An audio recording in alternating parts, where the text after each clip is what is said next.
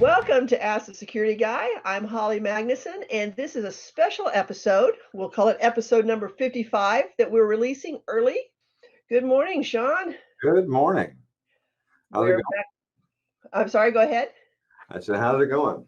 It's going all right. I'm at home today. I'll be bouncing back and forth between home and the Isnoosa campus, but for today I'm home. Yeah. And you are in the office. So Today, now supposedly starting next week, I'll be working remote for I don't know how long, but we'll see how that goes. Yeah, we're just going to roll with it. Today, we're going to actually talk a little bit about what's going on in our world when with everything going on with COVID-19.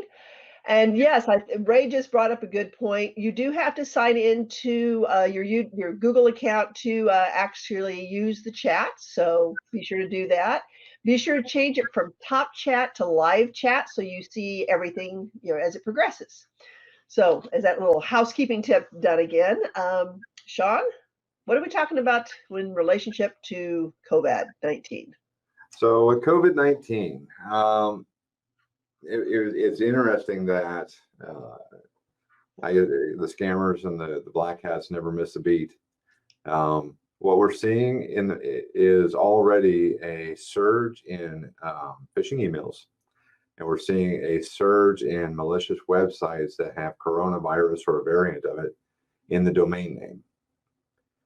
So there's and we'll post these in the show notes, and I'm also going to put out a support article on this as well. So there's one called Coronavirus Status. It's a malicious web page. It will actually try to download malicious code to your computer. Another one is just called coronavirus.zone. It's also been identified as having malicious code. So these are some things that are going on. Really what's happening is the criminal community caught wind of the fact that everybody's working remote. They're working from home, or they're in some sort of remote session. So never missing an opportunity, they're looking to step up the number of phishing emails, the number of attempts that you're going to see. The hope is that you're accessing work resources from a personally owned device. Here at APU, you have the option to go request a laptop through the support desk, so that you are using safe equipment if you are working from home. We do not allow the manipulation or use of APU data from personal computers, especially during this time, especially not storage or printing at home using personal devices. And the reason for that is our computers are set up in such a way that they have safeguards that are up to date and current, and designed to protect APU and you to the best of our abilities. However, in a home environment, your computer is usually a shared device with other family members or friends or housemates or whatever your situation is. So with that, there's more risk, both to you and to the university.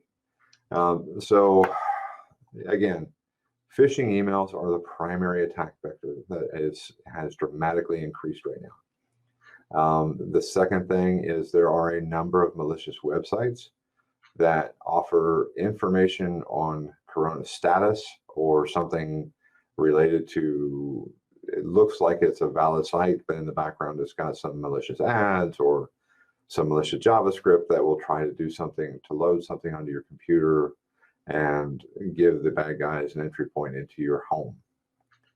We've already published on support.apu.edu a number of tips for working safely remotely, and we will be continuing to publish more. There have been some things that the IMT Security Office has sent out through APU News. If you're not subscribed to APU News, I encourage you, now would be a very good time to re-enroll and to take advantage of that resource, because we're using that venue as well. And the most important thing, think before you click. Just be careful. I know this is an unusual time for everybody, and we're working in unusual circumstances. I encourage you to be patient and kind with your colleagues and your coworkers and those you support. especially our students, because they've got a lot going on too. But also be safe. There's a lot of bad actors trying to take advantage of a bad situation, and they don't sleep. So that's, I think, the primary areas of concern there, Holly.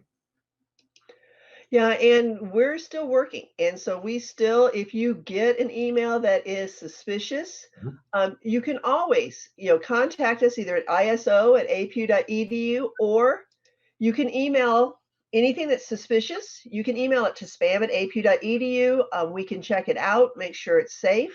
Yep. But So yeah, don't be afraid to reach out to us. yep, And we want spam to at protect. APU is actually the preferred of the two, because that gets our support center staff involved immediately in evaluating that email. And if they have any questions, they escalate to me and Holly. And we see all of those as well. So if we're able, to have the time to review them and quickly get back to you, we will. So by all means, make use of those tools that are available. There are human beings on the other end looking at these things, and if it's a dicey situation where they're not sure or they can't check, I do have the tools to check safely, and I have been doing that for years. So for our users. So yeah, again, yeah. So when in doubt, don't click. Even if it's, you're just not sure. Always reach out to us. The support center is still open. The 626-815-5050. Don't have a banner for that one up, but anyway, that's, always ask. Yep. So yeah, I mean, it's interesting times.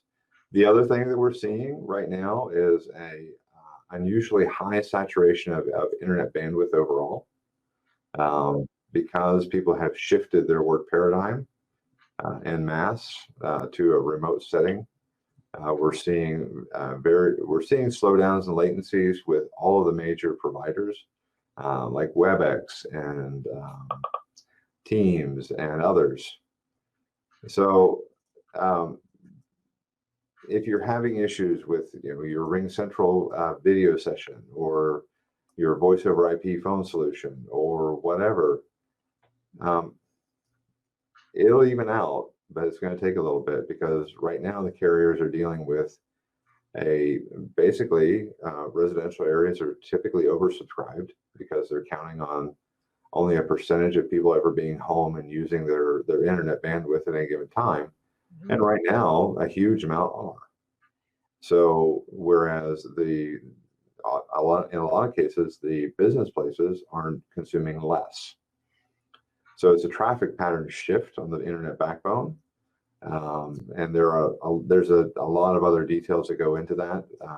But I encourage you, be patient, give them a minute, they'll figure it out, how to balance the traffic and get things back to a new normal. Yeah, that's a lot of what I'm hearing and seeing and saying is the new normal. Yeah. And what does that look like? So it's a big shift, and it was rather sudden. So Very sudden. yeah. So when you see, all of a sudden, now at home, you've got, your kids are home and you're home and you're trying to work and you're trying to stream video, and somebody's trying to stream Netflix, and somebody's trying to play a game online on their Xbox, and all these things add up.